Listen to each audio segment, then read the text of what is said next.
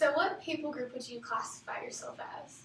Well, I would only classify myself as Honduran because, like, there are, like, small, like, people groups in Honduras, but I'm not part of them. I just, like, speak Spanish and, like, go, like, do certain traditions, but then there are other people groups that, like, speak another language and have different traditions within Honduras, but I would just consider myself Honduran. What is a typical work day like in Honduras? Work day, usually either schools start, like, either 6:30 or 7. Wow. Yeah, that's very early, I know, and they get out of class at either, like, 1:40 or 2, it depends. And then work-wise, it would be, like, from 8 to 6 or 5, depends on what you do. But it's usually just, like, going to work, working, and then just going back home to do the same thing the next day. So we're talking about people your age. What kind of things do people in Honduras do for fun? That depends based on, like, what your moral values are. Because I know that there are, like, certain, like, people or, like, groups that like to, like, go out and, like, party and drink and do all those type of things. But in my case, it would be more of, like, going out with friends to watch a movie, go out for dinner, cook something at home, or maybe even just, like, staying. Okay, so can you just kind of describe or explain any, like, cultural differences there might be between, like, Honduras life and American life? I can only think of, like, how we greet people. So usually you're with your friends or, like, you go say hi to, like, someone else, I don't know. And, like, instead of, like, going for, like, a handshake or, like, a hug, we usually, like, greet people by, like, giving a kiss on the cheek. It's not like we literally go and, like, put our mouth in their cheeks. It's just, like, kind of, like, just that. Yeah. So I think, like, when I, like, first came here and, like, I was going to greet someone, I was like, I don't know exactly what to do. And then they just, like, simply, like, went like this. And I was like, okay, I'll just shake their hand. Good. So what are some of the major religions in Honduras? I would say that the country is mainly divided into, like, Catholicism, and then to, like, just put in, like, into one word would be, like, Christians, but then, like, within those you could say, like, you're Baptists and, like, Pentecostals or, like, some other types or, like, branches of Christianism, but, like, mainly Catholicism and Christianity, because religion is, like, really tied to, like, politics, because usually, like, the people that are, like, in power usually, like to go to the church, but usually the Catholic Church for, like, guidance, but they usually just to, like, I guess, like, please people or, like, make people happy that they're actually trying to, like, be guided by, like, some, like, authority or something like that. So what would, like, a church service that you go to be like in your church? Well, I come from a big church. It's usually, like, it's, like, big enough to, like, have, like, around 25,000 people, which is a lot. That's huge. Yeah, I know. Yeah, I come from, like, a big church. I love it. Well, usually, like, service starts at, like, 9 in the morning, and, like, we have, like an hour-long worship service. So, like, and that usually can go up to, like, an hour and a half sometimes, but they try to keep it to, like, an hour. We're pretty open on that, and then usually the message is, like, an hour and a half long, so we usually get out at, like, noon, but sometimes it could be, like, 12:15. So, yeah. So you mentioned worship a little bit there. What's some of the differences between worship in Honduras versus some of the worship that you've experienced here in Arkansas and North Carolina specifically? Well, I can like explain this from my church's point of view, I guess, or like from that stand, because we're really open into, like, letting people worship however they want. So, like, you can clap, you can raise your hands, you can dance. We even have, like, a group of, like, women, like, between, like, the ages of, like, 5 to, like, 20 that, like, have, like, set, like, dance routines, I guess. And so, like, whenever, like, whoever's leading worship, they, like, dance along to it. But it's not, like, it's dancing to men, but it's, like, more like dancing to God. Right. So, like, that's, like, one of the main differences I've noticed, that they don't do that in here. And I guess just, like, that hour-long worship service is something that I've noticed is very different in here. Because I go to a local church while I'm here, and they just sing like 2 or 3 songs, and I'm like, I want more. Okay, so in America, we have like the typical week will be like a service on Sunday with like some Sunday school, like small group before a work time of worship, and then usually some stuff happens on Wednesday with like a youth group or like maybe like a group of adults that will meet and stuff. So can you just take me through like what the structure of the church's weekend on Honduras is? So I think there's some groups that meet on Wednesday night, but usually they all, like the small groups, meet on Saturday night. And like it's not that they all go to church and like then they like have a small service. No, it's like it's small groups across like the city. So it depends on like which one you go to. Either like because like usually there's one for like usually like the older people meet like let's say it's inside of the house, and then like the youth meets like outside, and then like the children meet in like some other place but in the same house. So like they can have like up to like 3 different like small groups in the same place. Yeah. But then besides that one group, there are more across the city. And then Friday nights we have like a worship service. Well, we call it worship service, but it's like just like a regular service. It's usually from like 7 to 9, like in the afternoon at night, I guess. And then Saturdays at like from 6 to 8, small group.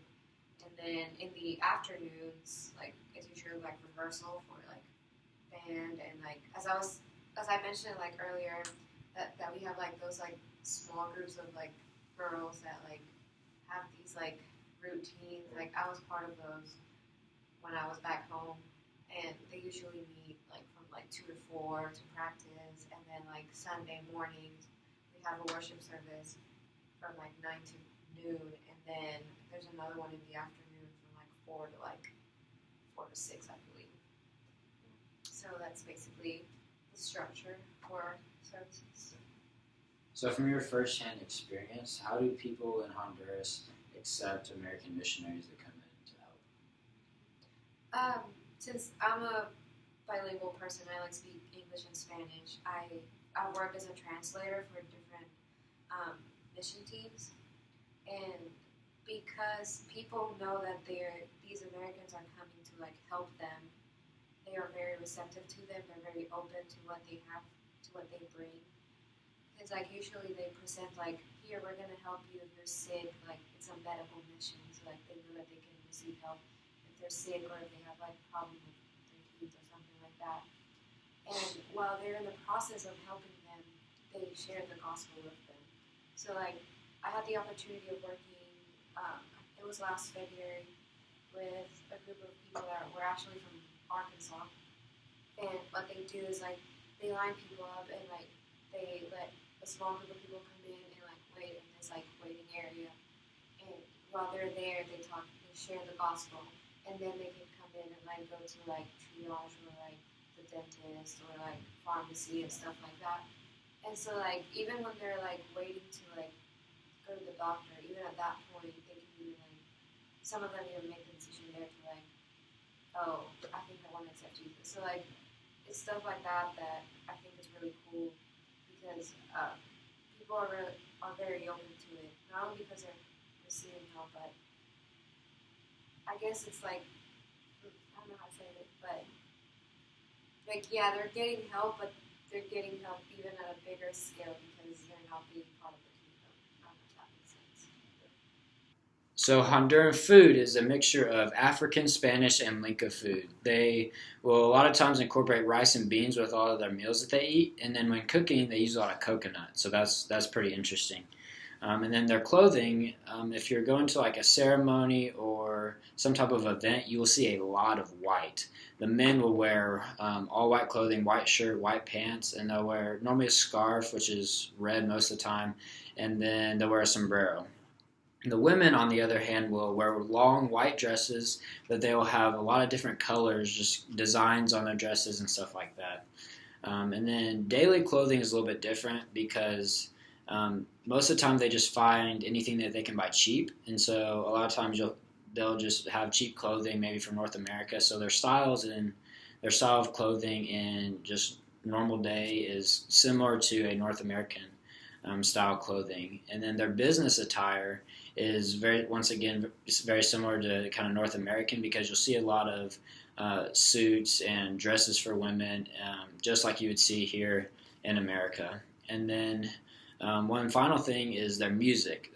They have Honduran pop culture, which is obviously just very popular and that they all listen to. But on top of that, they also just listen to American pop culture, just kind of whatever's in style, whatever everybody's listening to in America, they listen to as well, along with their own pop culture.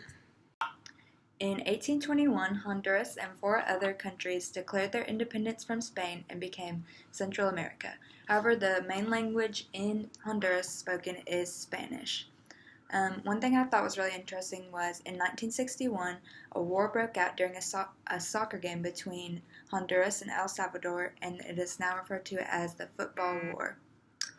The government in Honduras is a democratic constitutional belief, and the current president is Juan Orlando Hernandez. Some things about Honduras education is it's free to the public, and it's typically like American schools, like there's pre-K through 12th grade. Healthcare is limited to typically the higher, wealthier people, and poverty people typically have poor health because they can't afford healthcare. Another thing is Honduras has one of the highest murder rates in the world, and earlier this year actually U.S. citizens were discouraged from flying into Honduras because of high criminal and drug trafficking. So moving on from that, when asking Abby who her heroes were in Honduras, she said her pastor was someone that she really looked up to. But she said for a typical teenager or college student, they look up to a lot of singers, but many of them really enjoy like U.S. music and listen to what we would listen to. And they're also really into soccer. So some of their favorite teams are the Olympia team and the Real España team. The dominant religion in Honduras is Roman Catholic, so they believe in God and Jesus, and there's also a lot of Protestantism spread out throughout there.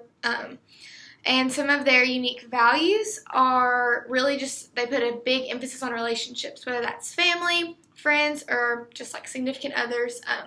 It's not unusual to find families living all together in one neighborhood, even on the same lot sometimes, and even in the same house in some cases, because family is such a big deal to them there. And friendships, they just are always welcoming to everyone, whether they know them or not. They're just very kind to people, and they marry for love like we do here. It's not like arranged marriages. A lot of what Hondurans believe about themselves and the world around them centers around their Christian faith. So they believe in God and Jesus, and so they see the world as something created by God and see themselves and other people as something created by God, which makes them valuable and worthwhile and something that they should love and appreciate just like God does. They also believe that when they die, there's an eternal place that they'll go to, either heaven or hell, which also relates to their Christian faith. And then they believe that no one's really better than anyone else. In America, we're very individualistic, and so we really value the individual's esteem and just prestige, and they just kind of see everyone as equal and are more concerned about like a group mentality. And then as far as feelings and attitudes, they're in a warm culture, and so they're very friendly. They have a lot of positive attitudes towards things. They're very hospitable. They're very generous. They're very just nice to incomers or newcomers to their country.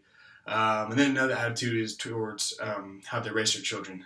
For the upper, richer people, they're very relaxed with how they raise their children. So they kind of let their kids just do whatever they want and play however they want, and just kind of give them whatever they want as well. It's kind of like in America. But then like the lower class, the poorer families, they kind of let their kids just kind of like play and do what they want, but they also are very strict and expect obedience and are very disciplined with how they treat their kids. So the attitudes towards how they raise child is very different from upper to lower class.